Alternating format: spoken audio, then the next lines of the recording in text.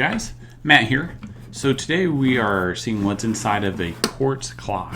It's been a long time since I've taken the clock apart, so we're in for surprise, I guess, unveiling, whatever you want to call it, together. They're pretty simple though, these cheap ones anyway. You know, if you have a big old antique clock, that's a whole different story. They're mechanical, but these cheapies from China are pretty simple. I'm just going to pry the face off and we'll see if these actually pop off. They do.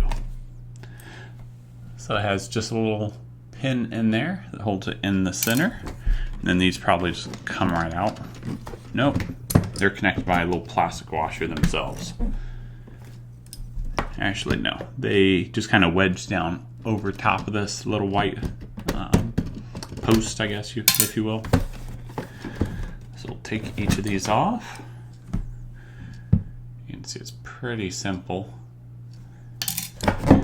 And then this is probably just cardboard, this clock face.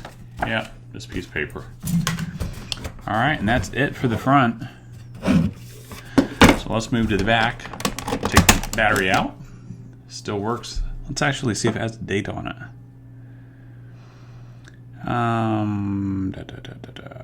12 of 27. And I think they're good for Energizer. I think they say 10-year guarantee, so it's probably put in 2007. And it's 2020 now, so 3 years. That's pretty good. But these don't take a lot of power either.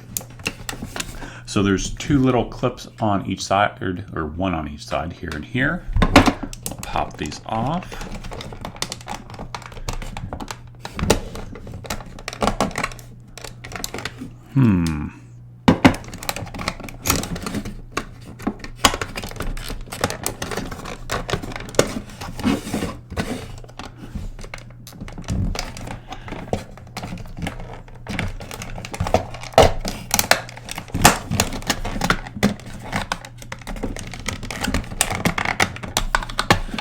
Being persnickety. Oh, there's one on the back holding it as well. There we go. And the one on the far side was partially still clipped, so I just broke it. Because that's how we do it on this show. So anyway, pull this off, and all there is a little plastic housing. This is a little conductor. I would guess it's probably tin. Correct me if I'm wrong. Put in the comments if you know. The little conductors from the battery. So let me know. So this is the faceplate, if you will. The front of the clock, the back of the clock. I'm dumping little metal pieces all over the place. And we're done with that. I'm going to throw it in the trash. Get rid of my little pieces, and let's see what's in this. So this is the brains of the operation, if you will. This is a tiny little piece. So it has a little piece of copper in there. It has a tiny circuit board, which is very simple. It has a couple of small plastic gears. And that is it. So let's pull this apart though. And see just how many gears are in there. Just for the heck of it. Why? Because why not? Got two so far. Working on three.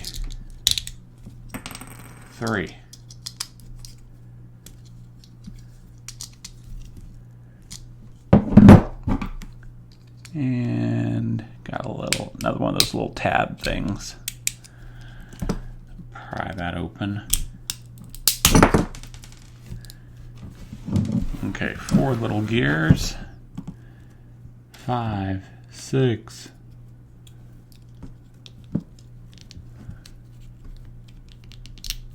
7.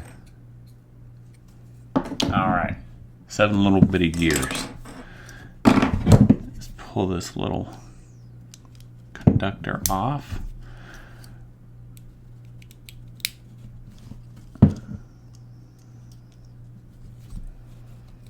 Or I guess you would call these copper bearing motor, except there's no motor in it. So it would just be a what am I trying to think of? Come on, think of the name. Put it in the comments. Help me out with this. Not a capacitor.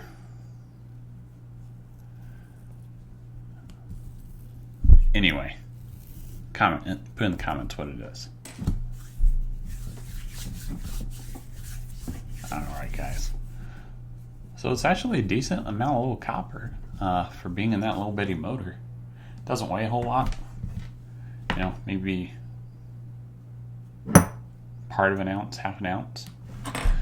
But surprisingly, quite a bit for being in this motor. It weighs probably half of what this little plastic bit weighs. Its whole housing.